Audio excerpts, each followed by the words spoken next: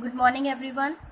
Today is our 12th part of chapter 2, and we are going to solve numericals.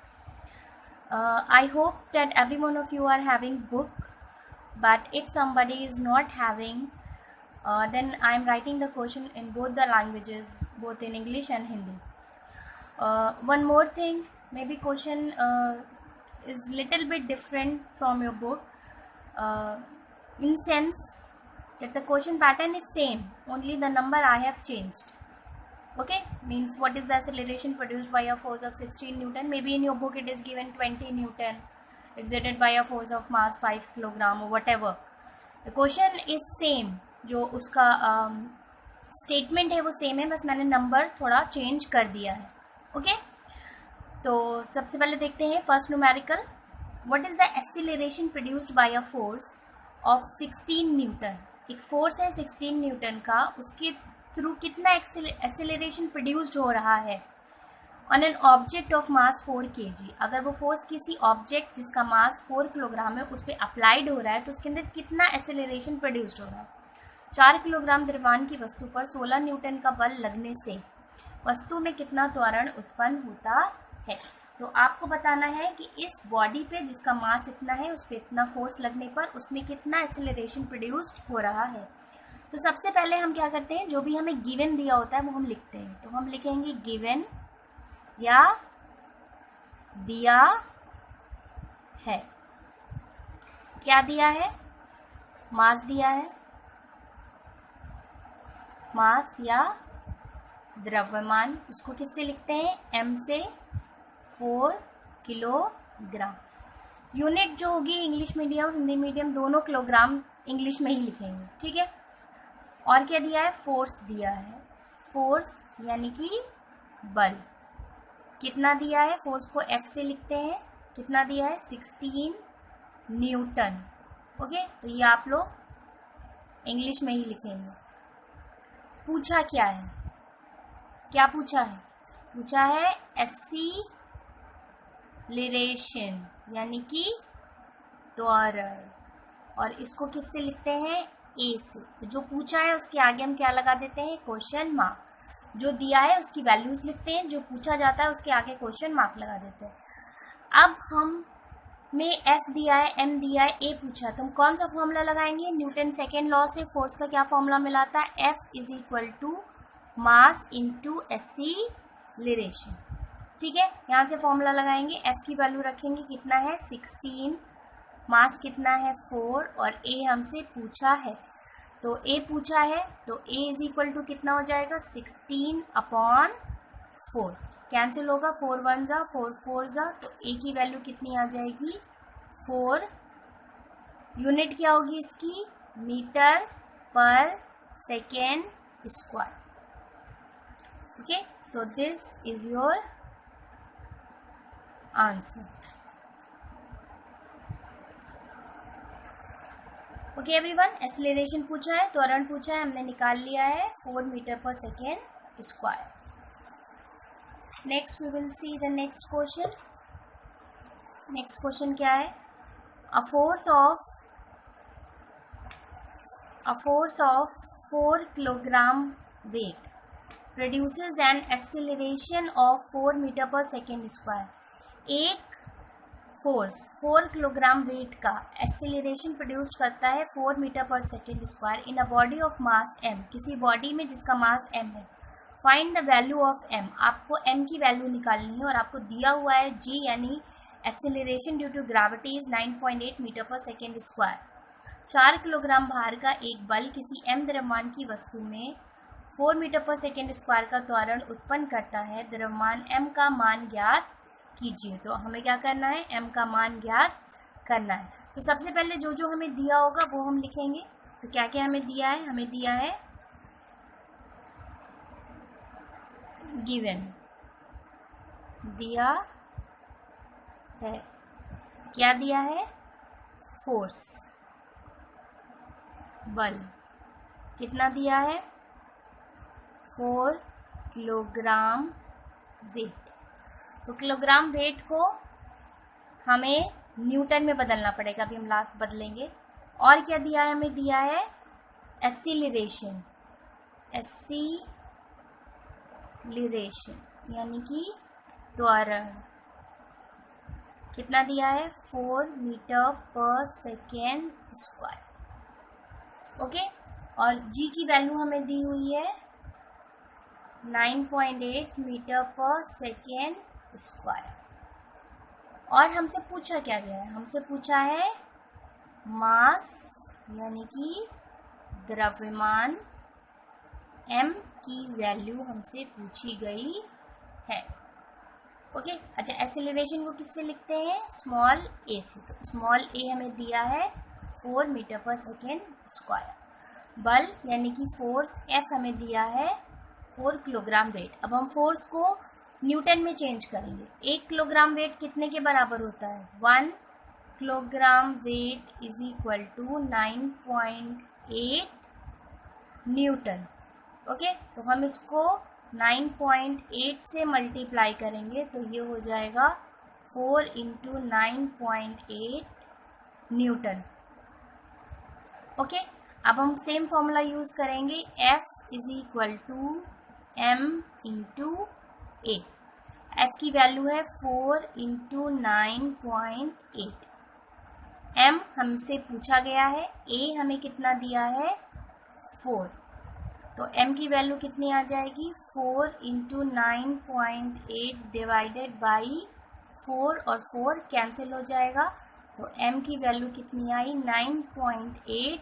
क्योंकि ये द्रव्यमान है तो उसकी यूनिट क्या होगी kilogram. And this is the answer. Okay, C the next question. A car of mass 1500 kg moving with a velocity of 30 meter per second is stopped in 10 seconds on applying brake। एक car जिसका द्रव्यमान इतना है 30 metre per second के वेग से चल रही है, ब्रेक लगाने पर वो 10 सेकेंड में रुक जाती है। Is stopped in 10 second on applying brake. एक कार जिसका मास दिया है, वेलोसिटी दी है, वो 10 सेकेंड में टाइम दिया है, रुक जाती है। क्यों रुकती है, क्योंकि उस पर ब्रेक लगते हैं। कैलकुलेट द रिटार्डेशन, हम लोग पढ़ चुके हैं, जब ब्रेक लगते हैं तो एक्सीलरेशन निगेटिव हो जाता है, कम हो जाता है, तो उसे रिटार्डेशन बोलते हैं। एंड रिटार्डिंग फोर्स, वो फोर्स जो रिटार्डेशन प्रोड्यूस करता है उसे रिटार्डिंग फोर्स कहते हैं। एफ ही होगा, बस उसका साइन माइनस में होगा। मंदन तथा मंदक बल की गणना कीजिए। तो सबसे पहले हमें क्या दिया है, सबसे पहले हमें दिया है जो भी गिवन होगा उसे हम लिखेंगे गिवन दिया है। क्या दिया है हमें, मास यानी कि द्रव्यमान m is equal to 1500 kilogram. फिर हमें क्या दिया है, हमको दिया है कौन सी वेलोसिटी दी है, एक कार जिसका मास इतना है वो इतनी वेलोसिटी से चल रही है और बाद में रुक जाती है, तो ये उसकी क्या दी है इनिशियल वेलोसिटी। क्या दी है इनिशियल वेलोसिटी। इनिशियल वेलोसिटी को क्या बोलते हैं, प्रारंभिक वेग। और इसको किससे रिप्रेजेंट करते हैं, u से। कितना दिया है 30 मीटर पर सेकेंड। फिर टाइम दिया है, कितने टाइम में वो रुक जाती है, समय दिया है t is equal to 10 second. 10 second में रुकती है ब्रेक लगने पर। तो फाइनल वेलोसिटी क्या हो जाएगी, क्योंकि कार रुक जा रही है, तो फाइनल वेलोसिटी यानी कि अंतिम वेग जिसे हम रिप्रेजेंट करते हैं स्मॉल v से, हो जाएगा u। और ब्रैकेट में आप लिख लीजिएगा कार स्टॉप्स, कार रुक जाती है, इसलिए वेलोसिटी 0 है। अगर आप भूल जाएंगे क्यों 0 ली है तो याद रखिएगा कार ब्रेक लगने पे रुक रही है, तो जब रुक रही है तो उसकी वेलोसिटी 0 हो गई। अब हमसे पूछा क्या है, हमसे पूछा है रिटार्डेशन। रिटार्डेशन यानी कि मंदन, और मंदन होता क्या है, ए ही होता है, बस निगेटिव साइन होता है। और हमसे पूछा है रिटार्डिंग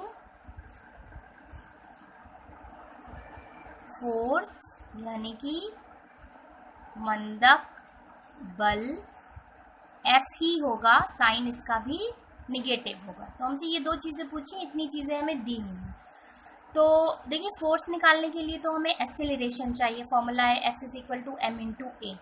तो अभी हम फोर्स तो निकालेंगे नहीं, अभी हमसे V, U और T, ये कौन सी इक्वेशन ऑफ मोशन लेंगे, V = u + at, ए निकालेंगे इस इक्वेशन को यूज करके। तो लिखेंगे from first equation of motion, गति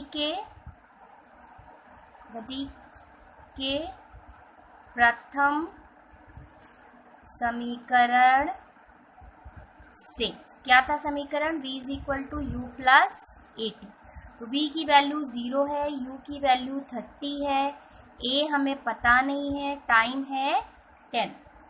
ओके, यहाँ से हम A निकालेंगे, ये क्या होगा, ये 30 इधर आ जाएगा, 0 - 30 = 10 × A, या A = -30/10, 0 0 कैंसिल होगा।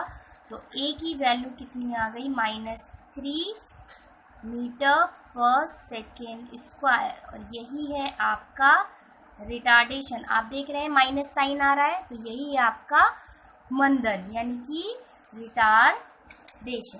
तो यहाँ पर हम लिखेंगे कि मंदन या रिटार्डेशन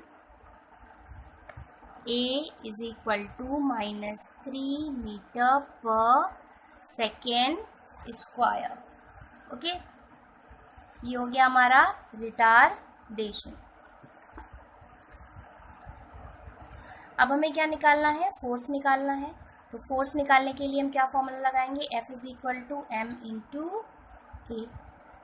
मास हमें कितना दिया था, मास हमें दिया था 1500, और एक्सेलरेशन अभी हमने कितना निकाला है, -3।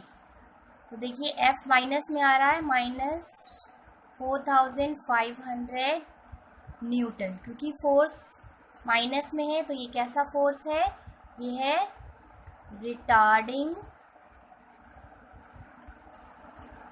फोर्स, यानी कि मंदक बल = Newton, and that is the answer. Okay, I hope सबको समझ में आया होगा। यहाँ तक कि तो ये इस तरीके के क्वेश्चन हम चैप्टर 1 में भी कर चुके हैं, और देखिए आप चैप्टर 2 में भी सेम क्वेश्चन है। ठीक है, now see the next question.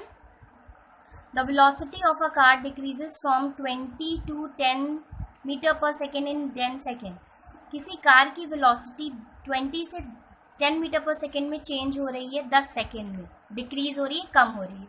On applying breaks, break लगने की वजह से वेलोसिटी 20 से 10 सेकेंड जा रही है, 10 मीटर/सेकेंड जा रही है 10 सेकेंड में।